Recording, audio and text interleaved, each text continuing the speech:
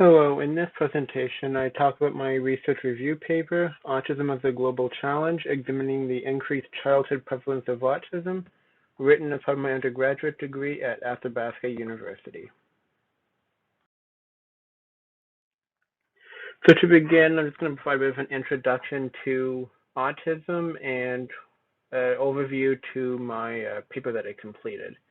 So to begin, autism is a neurological condition that often presents in the first years of a person's life and continue throughout the rest of their life. So it is a lifelong disorder. However, it's not a one-size-fits-all scenario. All people with autism are different, so you can see one person with autism and another person with autism, and they could have totally different characteristics. The existing research in autism has largely focused on the etiology of autism and their applications. So essentially, a lot of it's focused on what is autism, how is it caused, what are the characteristics of it, and then of course for the application, so how can you treat autism as much as you can. Most researchers seem to agree that the diagnoses of autism is on the rise around the world. However, there's been a lot of inconsistencies about why this is the case. So why is autism increasing? So to begin, what is autism exactly? As I've said, it's a complex neurodevelopmental disorder that exists on a spectrum where no two cases are exactly alike. So it's not black and white. You can have different severities of autism. To diagnose autism, the DSM-4, or the Diagnostic and Statistical Manual of Mental Disorders, is commonly used. As we'll talk a little bit later, this manual is mostly used in North America and Europe. So it's not a universal one, but it has generally been regarded as the most prominent way to diagnose by clinicians. The causes of autism are still largely unclear. It's likely a combination of genetic and environmental factors. Researchers still really aren't sure exactly what it is, but that's what it most likely seems to be based on where the research is headed. However, to be clear, vaccines are not a cause of autism. Scientists have consistently shown that this is not the case. Vaccines do not cause autism, and the original study that did claim this has since been redacted. For characteristics of autism, it varies from person to person, as I've said, but it usually consists of some of the following, which is language deficits, social communication deficits, restricted interest, repetitive behaviors, and fine or gross motor deficits. The rationale for my doing research in this area, I was wanting to know what are the reasons for the growing trend of children diagnosed with autism.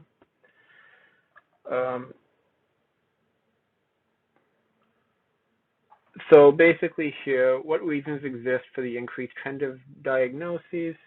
Second, I wanted to know what the factors are that researchers in different countries are attributing to the increased diagnosis. For example, is there a recent change in diagnostic criteria that led to the higher frequency of diagnoses? And finally, I want to know if the reasons for the increased diagnoses and the reasons provided for this are consistent around the world. So that led into my three main research objectives, which were the prevalence and diagnostic criteria of autism within countries. So here I examine the prevalence and diagnostic criteria for autism on a country-by-country basis, the pervasive explanations for this increased prevalence around the world. In other words, what are researchers in different countries saying about the possible reasons for the spike in autism diagnoses? This also includes a brief look at how each country perceives autism. The third objective is the extent of the epidemiological consistencies between the countries. In short, I want to know what degree of consistency is there between countries on the prevalence of autism, and what diagnostic criteria do those countries use for autism.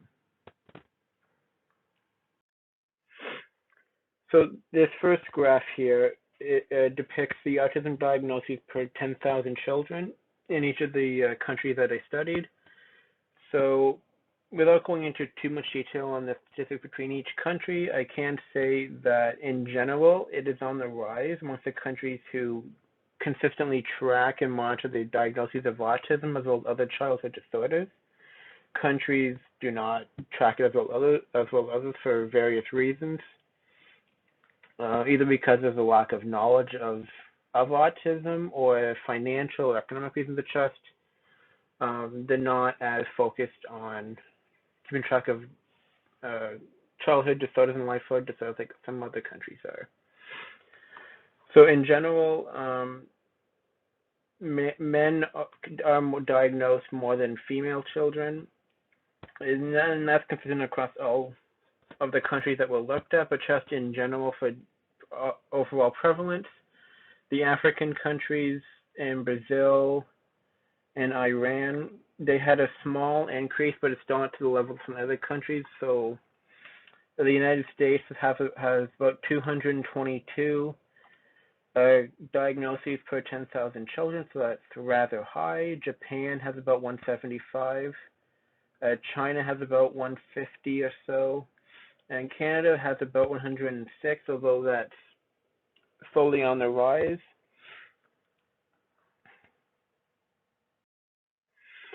In this illustration of the shows the diagnostic tools used by country around the world.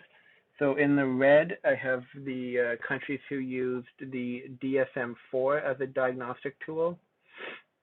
These countries shown in red mostly include the North American countries, so like Canada, US, and Mexico uses the DSM-4, as well as most to all, I think, of the European countries, so far as I could tell. The United Kingdom, Switzerland, Sweden, Denmark, and so on, as well as some other countries in Asia also do use the DSM-4, which, as I've said, is the most scientifically proven and valid diagnostic used. Many of the other countries use a range of diagnostic tools that are not typically consistent between country to country, so some will use different diagnostic tools that they've created within that country that might be scientifically valid for that population, but maybe not for another population.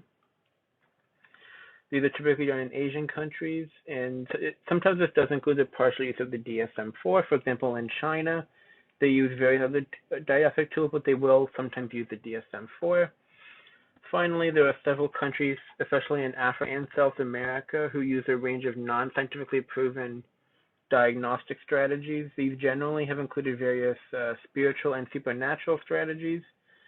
These same countries also sometimes do not track or monitor what diagnostic processes are used.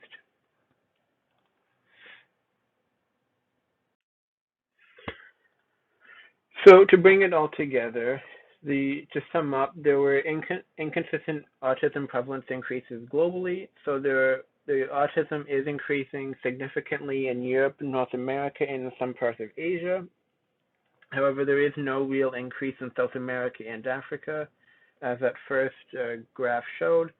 So it's in the North American countries like US and Canada, there's a huge increase, but in South America and Africa, not as much. At the same time, countries reporting increases also use the DSM tool. So Europe and North American clinicians use the DSM-4, and those are also the same countries who have reported increases. And as I've hinted on, males are consistently more frequently diagnosed than females across nearly all countries at an approximate ratio of 4-to-1. So overall, there is still a lot of work to be done to develop a deeper understanding of autism, both domestically and globally. Further research in Africa and South America is pretty much needed to understand the global prevalence of autism, because if you don't, researchers seem to not know what's going on there. Is it the DSM-4 criteria that North America and Europe use to increase autism diagnoses that those countries do not use, or is it just that it is increasing there, but they don't know how to properly diagnose it? So we have to be further research on in those countries to truly get a full global picture of it. Leading off of this, a systematic lack of knowledge about autism, autistic symptoms, and the proper diagnostic strategies is often an impediment in those countries. And the fact that there is no definitive cause of autism makes it difficult to diagnose and understand autism, like the risk factors and the causes of it. So the African countries usually attribute it to supernatural factors, and most countries believe a combination of genetic and environmental factors are the root cause. So with this lack of consistent understanding of what causes autism, although it's gotten close, it's still not perfect. With that lack of consistent agreement, this is what causes it, that changes the goalpost, so to speak. So African countries think it's supernatural, whereas a North American country believes it's genetic, environmental, and they'll look at it in two different ways, which makes it difficult to diagnose. So diagnosing based on two different sets of criteria. And finally, I would mention that there's a lack of research and diagnoses in adults. As I said, it is a lifelong disorder, so there could be some children who might have autism but who don't get diagnosed for whatever reason. They advance into adulthood, and then they get diagnosed with it by a clinician. So figuring out how many children are getting into adulthood without being diagnosed but become diagnosed in adulthood, that's something that still hasn't really been looked at too closely yet.